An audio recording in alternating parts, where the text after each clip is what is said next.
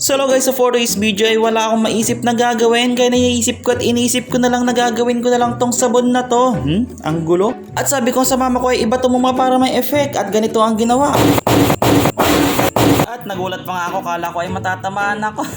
Buti na lang at ready ako at may dala akong kutsilyo. Ito na nga at pinagbubuksan ko na ito.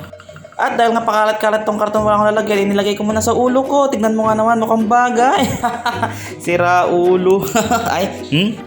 At di ko na pinakatagal at sinimulan ko na. Nilagay ko nga tong patukan ng palanggana para hindi masyadong basa. Pagkatapos ay nilagay ko na tong palanggana na ating pagtitimplahan. Pagkatapos ay sinunod ko tong tubig. 10 liters po kasi yan ang ginawa kong sukatan. At dinagdagan ko na lamang ng 4 na litro pa. Pagkatapos ay kinuha ko tong mahiwagang sandok. Tignan nyo nga naman, mukhang kung fu pandak. Charot. At inilabas ko na nga yung mga gamit natin gagamitin para masimulan na at matapos na din. At di na nga ako nagpatumpik-tumpik pa at inilagay ko na nga tong iba-iba niyang ingredients. Pagkatapos ay hinalo ko ng mahiwagang sandok. Tignan nyo nga naman, mukha akong mangkukulam jam kung alam ko nga lang sana. Charot. Salamin, ipakita sa akin kung ako ba'y pogi din. Charot. Pagkatapos ay ilagay mo tong foam booster niya para naman booster siya. Pagkatapos ay halu-haluin mo lang para madurog yung mga buo-buong sabon. Tapos syempre, wag mo nga kalimutan magkape. Syempre pinagpapawisan tayo, kailangan natin palitan yung kape.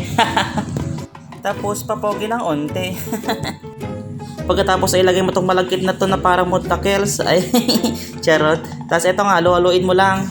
Tapos isunod natin ilagay itong magbibigay kulay sigla dito sa ating dishwashing liquid. Tapos para hindi sayang, ikilnogan natin ito pangika. Kilnogan. Tapos habang hinugasan ko, naku, may naalala ko.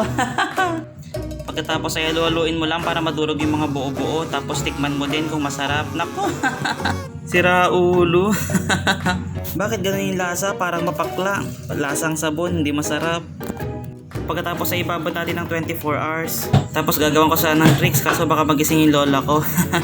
At pakalipas nga ng 24 na oras, ito na nga sinali na natin sa ating lalagyan. At sa mga gustong gawing negosyo to guys, napakaganda nito at napakaswak, napakamura at napakaganda. Siguradong kikita ka dito at di ka malulugi. Kaya guys, comment nyo naman dyan, hulaan nyo kung ilang litro tong natapos ko.